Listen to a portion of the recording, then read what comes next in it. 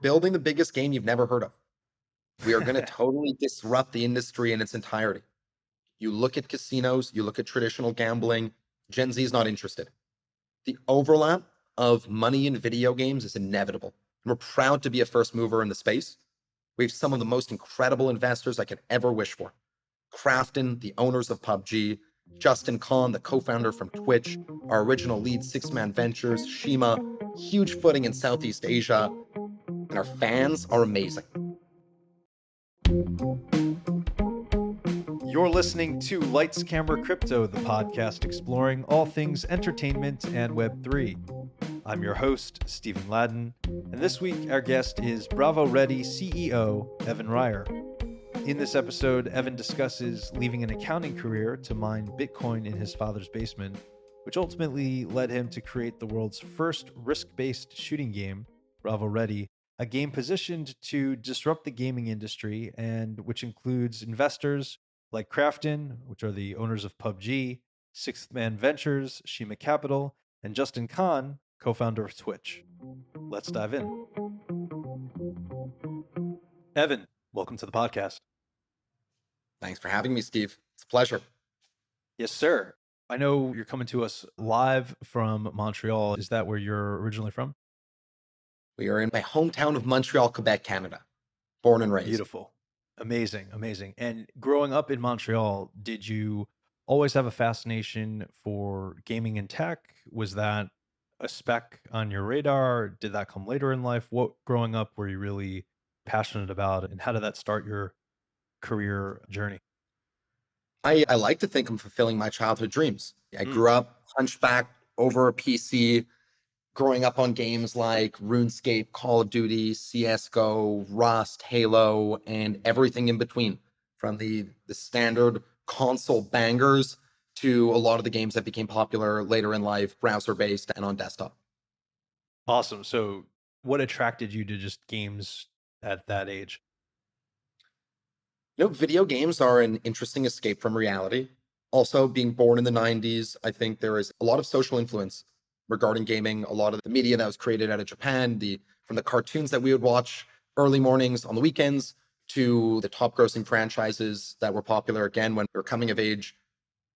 Video games were always hype. They were innovative, they were emerging tech, they were fast paced, and they hit all of those fun, thrilling elements that you look for at a young age.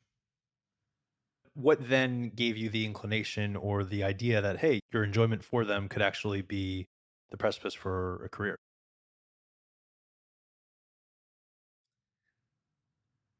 My big light bulb moment came in university. But prior to that, growing up playing these many video games, when you want to get good, when you want to be at the top of the leaderboard or amongst a Sure. certain class or rankings, you learn the ins and outs of these video games and you find what is the meta. And in some cases, it's collecting as much gold as possible or the most popular items or leveling up your character.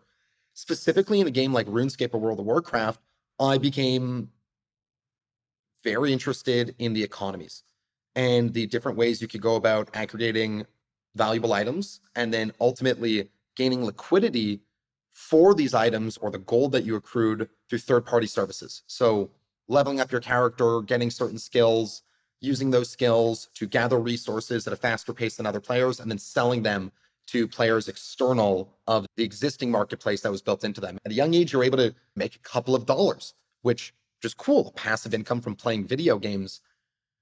Obviously, it's not necessarily scalable. And Sure. as you graduate from elementary school to high school and finally university, you have to choose very carefully how you spend your time. But I got to university and I studied accounting and economics. And I was really good at it from the get go. And I realized a lot of these ratios and then the math that I was learning about, I'd been applying at a young age in games like RuneScape and Mm. World of Warcraft in their auction houses and their grand exchanges in an attempt to better understand price fluctuations and leverage this knowledge to get more gold and take advantage of the economy. And understanding how you can build a tangible income or just tangible value for the time you're spending in games is something that I was always eager to participate in. And how cool that your abilities in math, then you saw that parallel between what was happening with gaming and the sort of, so it sounds like you had a natural inclination to, and you were predisposed just from what you were already doing with, say, math, to see how that could correlate to gaming, and it sounds like it was just a good fit. There's a professional and educational element to it. Games like RuneScape talk about biology. There's so many disciplines within science that you learn about and economies, and they have real world applications. They did their best to model a lot of the elements of the game of what already existed, right? Why reinvent the wheel? External to that is how can you look at a real world economy and gain true, tangible monetary value for something virtual? And it goes without saying, you play video games, people want to get ahead. People are willing to pay for an advantage within these gaming environments. They don't want to gather the resources. They don't want to work to earn this rare sword, but you do. And all of a sudden, with the right systems in place and an understanding of how to navigate them, you could spend X hours, accrue something, sell it, and recognize an hourly wage for the time you spent in these games. And this did come with obstacles, though.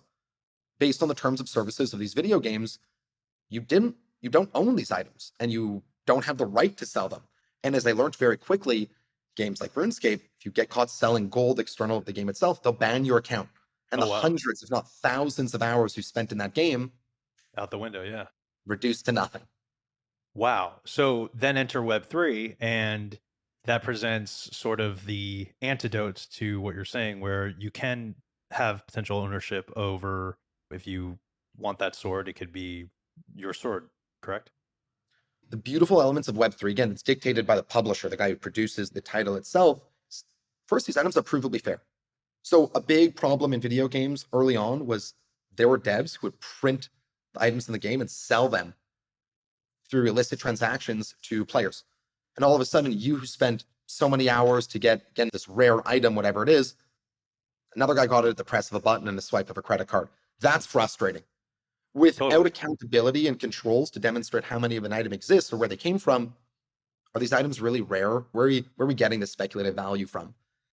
With the understanding that you had in gaming and the, we'll call it the love of gaming, the understanding of the gaming field, your skills in math, all of that coalesces. How does that lead to Bravo Ready?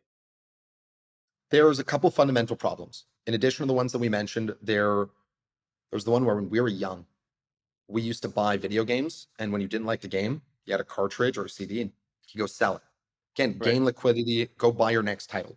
Um, this opportunity was removed in the early 2000s with downloadable games, where you no longer have a physical copy, or again, they're not as popular. You don't have a physical copy to go and sell.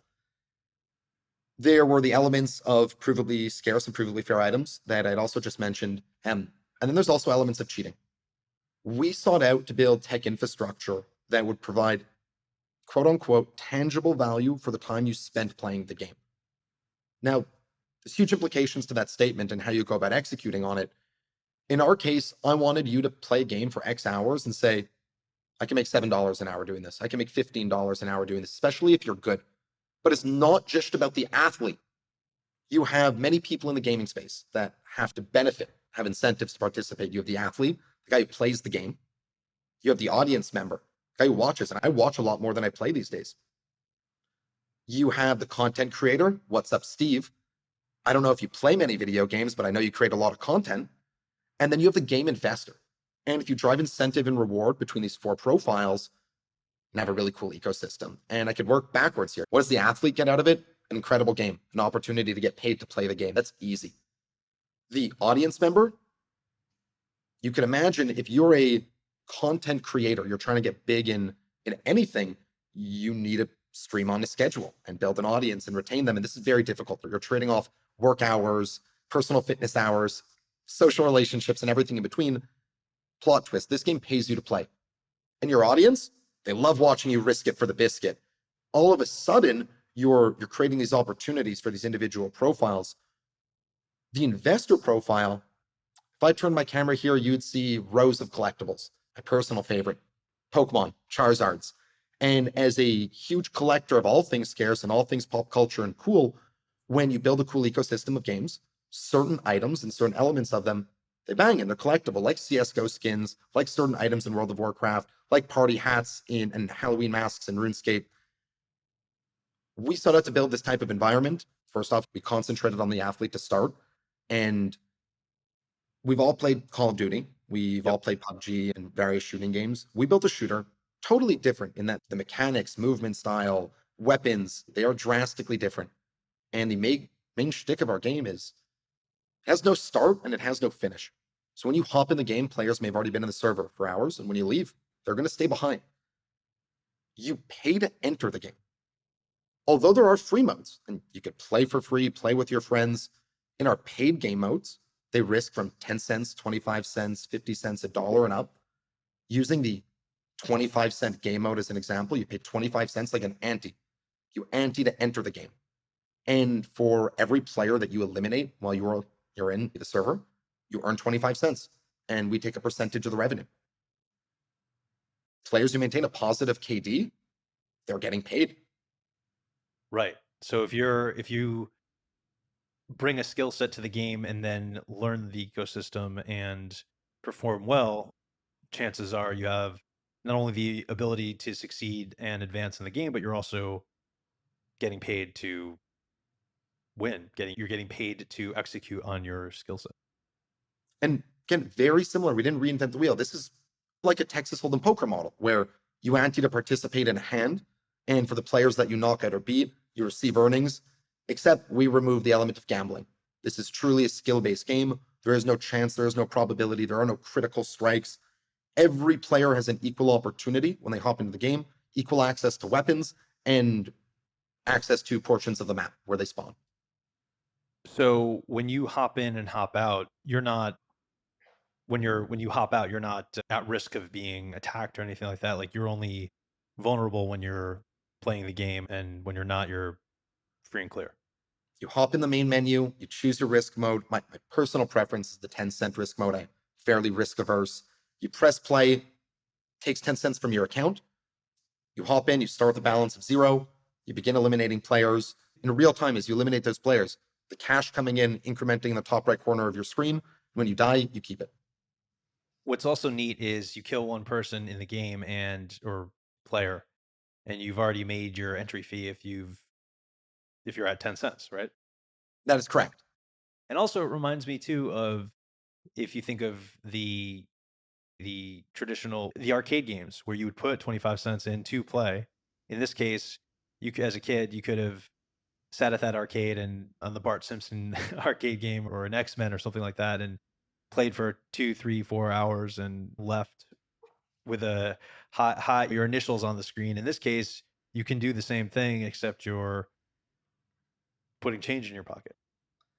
Not only that, what we just described is most appealing for the competitive athlete.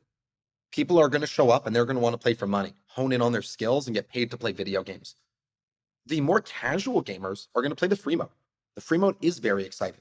And when you play the game, your user profile levels. We have a season, and within the season, your account increments in levels. As you level up, you could claim additional items and additional characters. These items and characters are provably fair, they are provably scarce, and there is a liquid marketplace. You played the game, you leveled up, you claimed an item, you sell it for $2.99 on the marketplace if you so choose, or equip it and play with it. Free players have their own opportunities within the game. The paid players have their own opportunities, again, casual versus competitive. We could talk a bit more about the game investor role. All of a sudden, you have gamers from across the globe that are very talented at playing these games, but they may not have the capital requirement to participate. Esports organizations look at these athletes, they call them scholars. They're esports athletes, and they're looking to pay for their spawns so they can enter these matches, accrue income, and they can participate in an active rev share for their performance, like a sports agency and their athletes. Wow. Wow. In terms of overall general function, how has Web3 enabled this game, this ecosystem to exist? Was it something that sounds like it's not something that could have existed prior to Web3, or if it did, it would be in a much different incarnation. So maybe talk a little bit about how Web3 has enabled both all four quadrants of the ecosystem that you talk about, the investors, the players, etc. We don't talk about it very often. Our game is designed to align with the expectation of a core gamer.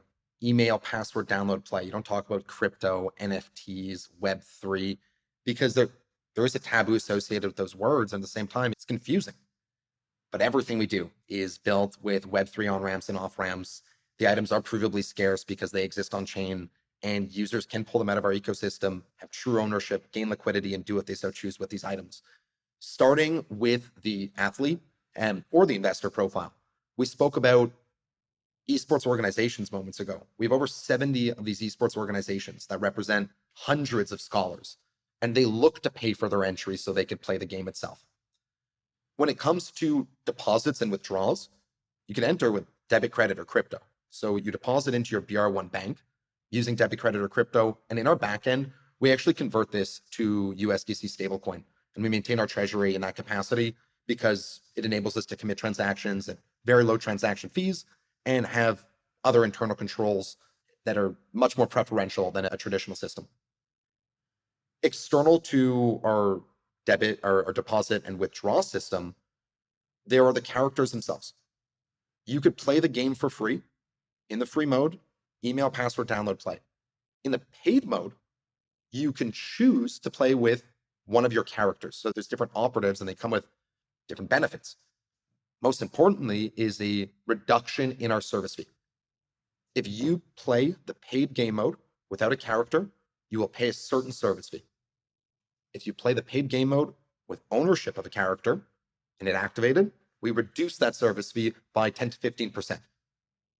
This is huge for an esports athlete and their long-term earnings. For the collectors and the athletes alike, they look at ownership of these operatives, the characters that you play with, so that they could have a larger earnings potential in the game itself. These characters exist in limited quantities. We release 10,000 operatives that offer a reduced rate on the service fee that we take in the game itself. You could imagine, Steve, maybe you won't have time to play this game, but ownership of one of these characters benefits you because you could rent it to external parties so they could play the game, get this reduced rate, and participate themselves. Again, the investor profile potentially. And how would that work in terms of chain activity? Do you just fractionalize your player and then allow someone to come in and Again, the investor profile, again, using you as an example, maybe you're an owner of an esports organization, small one, you have 10 athletes, you buy 10 of these characters. There is a system that was built by Cardinal Labs. It's a Solana-based solution where people like you can upload their BR1 operatives and other users could show up and then rent them for a period of time, grants you temporary ownership and the same utility. so it's like with Zed Run where you can rent a horse for a couple trials and then it goes back to the original owner's table. Got it. Got it. That is correct. Very cool. Very cool. And one thing you mentioned earlier is that you're watching more games than perhaps you're playing these days. How has the economy of watching games and the participation of people watching become an industry of itself? And how has the technology helped fuel that community and ecosystem blossoming? When it comes to Web3 and communities, it's very easy to prove if somebody committed an action or not. And although it's not something we've immediately integrated into BR1 Infinite or existing other titles, community leaders, guys like yourself, content creators, can interact with your audience, prove that they're participating, how loyal they are to the user base, and choose if you want to distribute rewards to them. I think the greatest value for Web3, again, from a technology standpoint, plays much more into the athlete and the investor profile, much more than it does the audience member and the content creator, just to be very honest. Gotcha. In terms of just Web3 and how it has helped fuel the creation of Bravo Ready. Was there a moment or a set of experiences that helped you see that Web3 was the answer to helping give birth to Bravo Ready? Was there something, was it just the natural progression of where the tech was going in gaming? Or was there an experience that kind of teed you up and exposed you to the idea that Web3 could be something really viable for Bravo Ready? It's a multi-part story. One was playing RuneScape and discovering that there were devs duplicating these items, as I had mentioned. Another one was getting banned from playing these video games, for selling the things that you worked so hard to make. And then the trifecta is purchasing a game and not being able to sell it, a digital download on your Xbox or your PC. Video games for a long time did offer that freedom of liquidity where you owned this thing. Even in, when I talk Pokemon on Game Boy, I would go, I'd pay my buddy $5, trade me your Venusaur, give me this Pokemon. You had this opportunity. All of a sudden, the publishers put up these guardrails that hindered the opportunity amongst the participants. Video games historically have been like a toxic ex-girlfriend. You love her, you know, Sure. great memories together. It's a terrible idea to go back to them because it is a time sink. You know the rules now. You've learned the hard way. You don't own your items. You can't gain liquidity for the title itself. It comes at the trade off of those social relationships and your physical health. Not anymore. And Web3 may not have been designed to solve this, but God, does it change the face of video games forever. And so you, it sounds like then had the pain points already mapped out and understood based on your gaming and professional experience. So it was just the tech provided solutions to those pain points. Yeah, immediately, the more you learn about blockchain technology, okay, so what my first problem, again, dev printing items are provably scarce. You learn that blockchain gives you this opportunity that through a seed, you could create a hash of something that's provably unique. It's one of one. And similarly goes the extra mile. We've discovered newer things like forensic analysis. If I have players that are cashing out from playing a game like this and they're getting maybe crypto payments, maybe they request their $100 withdrawal in insert cryptocurrency here, we're going to use Bitcoin. There is a public transaction, there's an available record that I could very easily trace this user's transactions to other addresses they may own. And this is very strong from a forensic analysis to identify cheaters. If I ban one cheater, Mm. back with another account, we could see with a certain level of assurance what is the relationship between this account and this account. This public address made a deposit a year ago. We marked him as a cheater. A year later, some guy made a deposit and they're 1 degree away from this public address. They're related. Gonna flag his account. Probably not gonna let him play. Very cool. Saves me a lot Yeah, of time and money. sure. As a kid, did you ever envision that this would be, that Bravo Ready would be the sort of living out, as you said, of those childhood dreams, that this is how everything would be executed? I studied accounting and I bled and cried in that degree that I ultimately didn't use. I worked in an accounting firm for 6 months before I left to go work in the crypto mining space. In my participation in crypto mining, when the hardware that the people I was working with became obsolete and the industry itself went stale for a moment, they looked to sell them. I had a chance to gain access to a lot of graphics cards, something that was obsolete in crypto mining, but elite in the video game space. I took my hand to cloud gaming. I got eaten alive by all the big players in the space. But luckily, it was a hardware play. I was able to get out the skin on my back, but I was still really bullish on video games. And the reason I liked cloud gaming is because I thought that like gaming could save the world. I thought people do drugs and commit crime because they're very bored. And if you could put video games in the hands of everybody, you can mitigate a lot of that boredom. Cloud gaming was the premise that if you could stream a video, you could play a game. You could be on a terrible 2000 era laptop and play Fortnite all of a sudden. But something that's becoming more and more popular today, but at the time I wasn't successful in it. But I was still really bullish on gaming. And we, as a result, sought out to build a platform to enable users to bet on their performance in games. We built something Mm. called hypex.gg, later rebranded to compete.gg. It was an esports tournament and wagering platform where if I could find a data point, a public data point from a video game, I would let you secure a wager on it and automatically track it. For example, like me and you could play Fortnite on the same team and bet which one of us will get 3 headshots first. If there was an opportunity for data, we would let you monetize it and automatically track a bet and let you and your buddies get a payout. We sold this to a public company. This was 3.5 years now, and Bravo Ready is the vertical evolution of the previous company that I had sold. Oh, wow. And that's almost like taking the betting element to the viewers too, right? Where if you're watching a game, you could potentially bet on. If I'm a Well, viewer, that's and gambling. that's And there's a got it, big distinction there. We only built things that let you bet on yourself. got it. You are the deciding factor between winning and losing, never betting on anybody else. This previous website that we had called the compete.gg, it was most popular for tournaments, kill race style tournaments, where you would join and play 3 public games of Call of Duty or PUBG, and whoever got the most kills over those 3 games in a 24-hour period would get the automatic payout. The problem was we didn't own the data.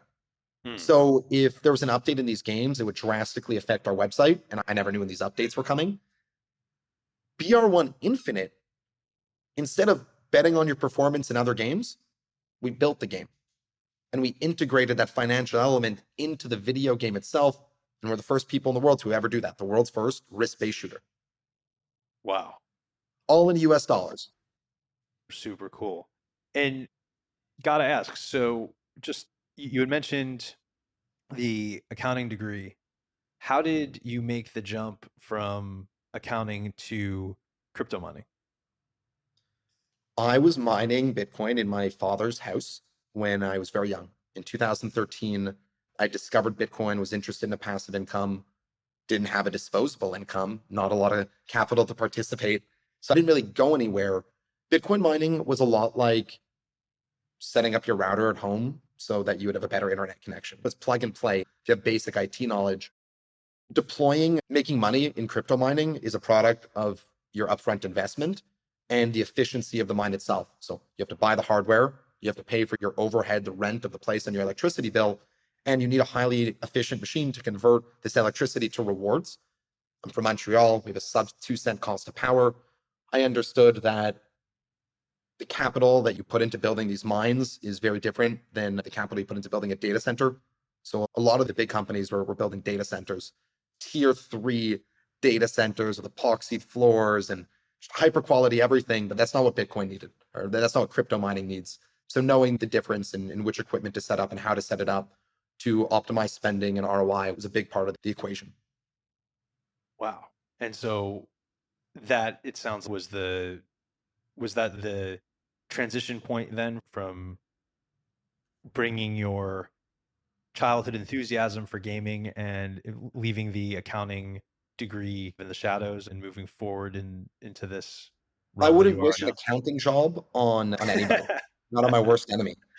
We I've always liked to be a forward-facing person. As much as I may sound extroverted, sometimes introverted, I've been passionate about emerging tech. Always loved emerging tech. And when I left the accounting firm to do crypto mining, I saw there are so many opportunities. And the premise of emerging tech is just it's always shifting. Sometimes there's graphics cards involved. Sometimes it's medical. Sometimes it's in video games and software. But it basically is all the same resources, and you need to follow. You need the opportunity to follow this pool, whatever it is. And for me, I saw these graphics cards. Again, they were applicable to crypto once crypto stopped being cool. Video games are always cool. And I knew that I could pivot this hardware and this concept in such a way at a low cost to do something that was still relevant and will always be relevant. Um, and that was the light bulb moment, how we got into video games to start and only evolved from there.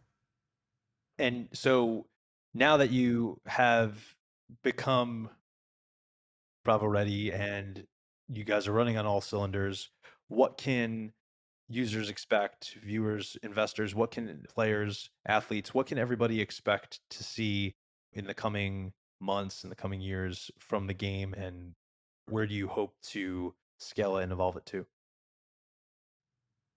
We're building the biggest game you've never heard of.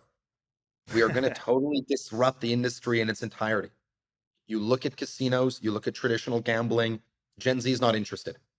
The overlap of money in video games is inevitable. And we're proud to be a first mover in the space.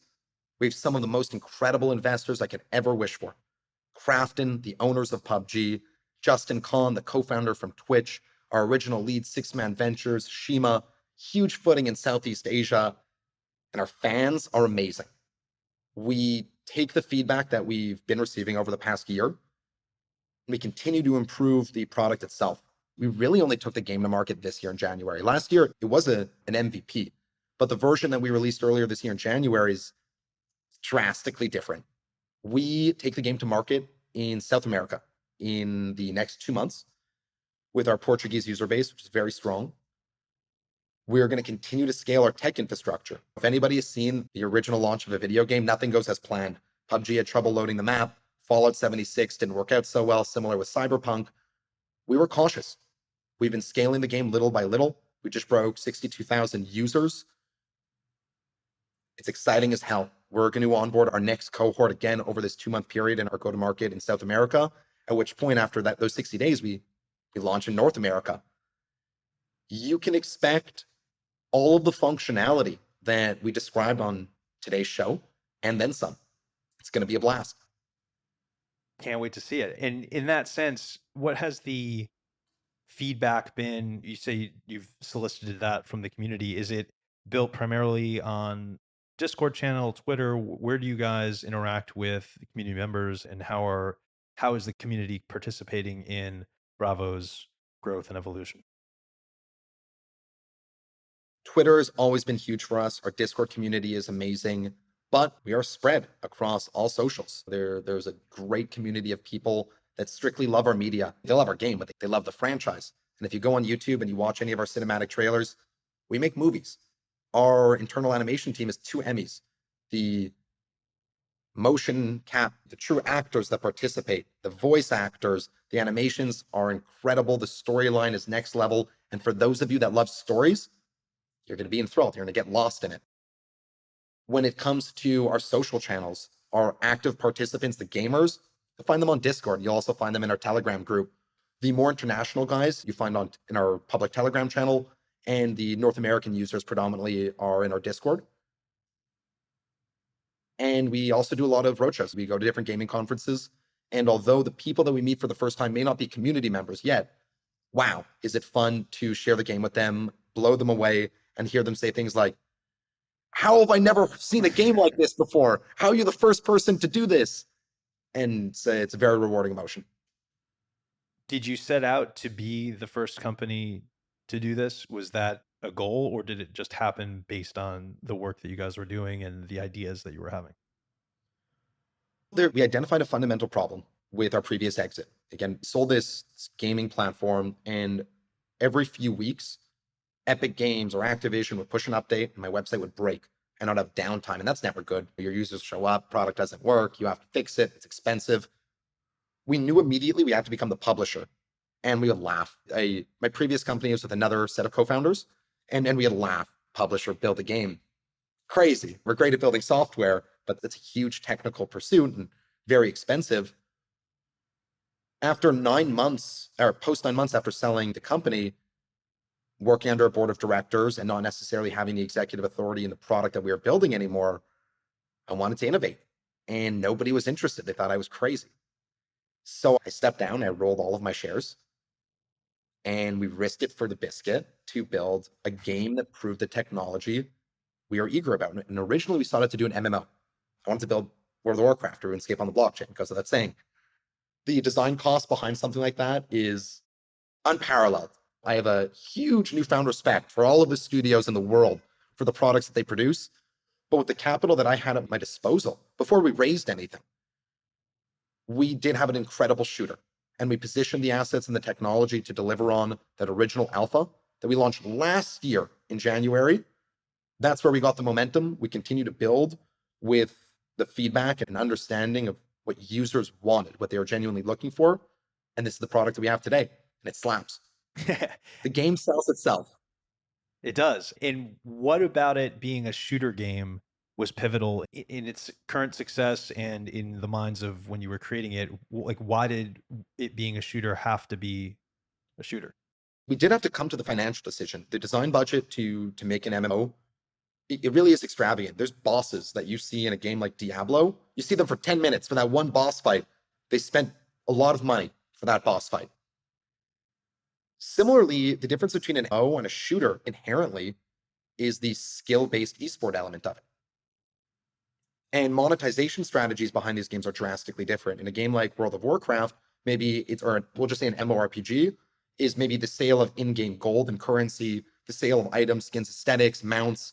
While in a shooting game, although those aesthetics do exist, and It is predominantly much more on season pass and entries to competitive events. When you look at an FPS, there is session time. You play until you don't play, then you play again many rounds, as opposed to a MMO where you hop in, you play for many hours, and then you come back, or you leave and you come back. By shifting to an FPS, we were able to control session time, control active participation in servers. Big problem many gamers have is pairing. You imagine you get to a game, there's no one there to play with. By having control over server size, by having the opportunity to measure those sessions, we can ensure players are coming and going at an appropriate rate, that they meet with each other and have the best gaming experience. Huge difference. Totally. By building the game in the way that you've built it, you don't really need advertising. Is that right? Like you could be a nice benefit, but it's not something you need to rely on to drive revenue. Word of mouth has been very strong for us. When you have something cool worth talking about, 1 plus 1 is 11, we like to say internally. Sure, because people aren't going to typically tell their friends or get hyped about something that sucks. Like they're gonna want to be the one that shows their friends, "Hey, I'm playing this cool game." They want to be the person that told them about it. Like when you hear a cool track or you see a movie that is killer, you want to be the person, whether it's ego or whatever other elements, Yeah. to pass it on. The current format of our game, the most recent build, it's mentioned it's in a private beta. You need a serial key to enter the game, and we do give them out. And you'll notice if you register with one of these beta keys, we put 50 cents in your account immediately. This is exciting for users because they're showing up, they're playing for free, they're earning capital, they're withdrawing, they're not depositing because we don't let them deposit in the current state. And they get one opportunity to refer a friend. And friends Hmm. showing up going, "Oh, bro, please send me a beta key. I know you have one." Oh, I already gave it to somebody else. And they're hunting down these keys so they can participate, play for free, earn money, and get good before the official launch in the coming months. Very similar to, makes me think of, in a different, similar but different way, when Uber and Lyft started and they would give out codes to download the app and you would get a free ride and test out the system before it became Uber and Lyft now. So The really, inspiration for me really, was Gmail. Gmail dropped, everybody wanted one. You couldn't register or claim your name unless you were invited, and every person was given one invite. And they did this, I believe it was intentionally to ensure their tech infrastructure scaled. Because if everybody showed up at the same time, the website was just 404. So you're clouded. You have access to the game. You had a Gmail, you had that one invite. Everyone wanted to be your friend to get that invite and have that same power to distribute it. which, how do you view then when you do launch? Is the game going to be available? Is it App Store? Is it just on the computer? Is there going to be, how is it going to be disseminated once you launched in all of these different areas? Our main game, BR1 Infinite, is currently desktop PC only. There's a world again where we could bridge to console and maybe drop a mobile version. But for those of you that don't play games on desktop, we have a second game. It's called Mini Arena. And it is a mobile based and browser based pay to spawn, kill to earn game, just like BR1 Infinite, except it has a lot less friction to participate. Again, you're playing it on a smaller device, and the risk modes are 1 cent to $1 as opposed to 10 cents to $10. This is a game you'll play with your friends in the Uber while you're waiting for food. Session time is closer to a minute, while BR1's is 8 minutes. And is it transferable, the in-game assets from the 8-minute version to the 1-minute version? Are things, can you use the Two same? different games. Got We're it. talking two different franchises altogether. Wow. So one person could be essentially a champion in one and not the other, and vice versa. That is correct. So Mini Arena again is this browser-based and mobile-based top-down shooter, almost like early San Andreas vibes, where the view style that you have. It's a low poly game where BR1 is AAA graphics, hyper quality, everything you'd expect out of a title of the nature we've discussed today. In terms of those session times, is that you can only log in, just to, for those who might not understand, is it you log in for a minute and on your mobile device, and that's the duration of your gameplay before you have to log back in? And conversely, when you're on your desktop, is it's an 8-minute session and then you have to, Yeah, you in both games you go to the main menu and you right? choose the game mode that you want to play, server, whatever. Maybe I choose North America 25 cents in BR1. 8 minutes refers to how long most players survive in the game. Got it. So On in average. one, I'm playing 8 minutes before I get up, and in mini arena, it's about 1 minute before I die, and that's a representation of the size of the map, how many players are in the game, and the play style. So you're saying there's more players than on the mobile, or is it just that it's a different style of Mini gameplay? arena So is it's, yeah, an 8-person max server size in a relatively small map, where BR1 is 20 to 150 players in an up to 6 kilometer map. got it. So much easier to die in this shorter. Fast paced. Yeah, Again, yeah, imagine you and your friends in the Uber. You're at a restaurant, the food comes, it's bing bong. right. All the while you're able to potentially collect and put that towards your bill when you're sitting at the restaurant. Fascinating. And that's what we're seeing. Really? Hey, people in the back of an Uber, they're playing. My buddy just paid for my Uber. My buddy just paid for dinner. That's hilarious. It's the best marketing for us. Totally. And do you think eventually there will be other integrations with the game, with other companies, with other partners? Is that something that you guys have thought about or would work toward? But it depends to what extent. Obviously, technology partners, there's different distribution partners and everything in between. In the premise of will we incorporate other franchises' intellectual property into our title? For example, BR1 Infinite is a game that takes place in a dystopian future society, single world government. There's 3 factions that exist within the game. You have these genetically modified chimpanzees, you have these military style droids, and you have human characters. Huge storyline. No, we can't necessarily incorporate external IP into the game without drastically affecting the lore, but I could work with different athletes, influencers, celebrities, and bring them into the storyline as participants and character models. And understanding that is important. And to that end, bringing, if it's people or other entities into the game, would they be avatars? Would they be token gated? Is there an NFT component that would be somehow Nah, that's all utilized to? crazy. Maybe Steve, we drop our next cinematic trailer about the human characters and a little alpha for those listening. It is a monologue. It's an incredible monologue. And maybe we render you as the model and we have your voice and you're delivering the monologue. And all of a sudden you can demonstrate how you could bring people into a game environment. It's very common. You see this in many game commercials and product commercials, how you can incorporate an influencer. That doesn't necessarily mean I'm going to sell a skin based on your likeliness, but it's an option. I'm not too eager to participate in any of those monetization strategies because transparently, we have a pretty strong revenue model. We don't need to go that far. We don't need to risk the brand. We don't need to risk the story or anything in between. And it's cool to hear that because it keeps the ethos of the game intact. And as you mentioned, the storylines, and it feels in many ways more fresh by doing that. That's the intention. And I love our storyline. We spend a lot of time to build what we've built. You can't have a game without lore, rich lore. If you're playing the game, you see a graffiti symbol on the wall. It's not just a graffiti symbol. The more you dive into it, the more you understand. And for those that appreciate that type of gaming culture, we're here for you. Right on. Evan, I appreciate the time. If I'm a prospective Bravo Ready candidate to play the game, where can I check out the game? How can I get involved? How can I find you guys to get more info? For those of you listening today, if you're intrigued by what we are discussing, BR1 Infinite is the future of gaming. You can find us at br1game.com, free to play, email, password, download, hop in.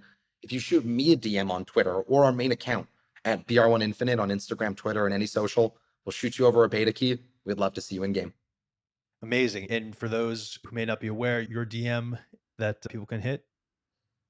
My personal Twitter is at Ryan Ever, but what we will do is we're going to create a beta code that you guys will be able to use specifically from this show. Use codes lights, camera, crypto. See you soon. Boom. You heard it, guys. Lights, camera, crypto code. Evan, thank you so much. Appreciate you, Steve. Thanks for listening to another episode of Lights, Camera, Crypto, a podcast produced by Matt Bogart and Decential Media.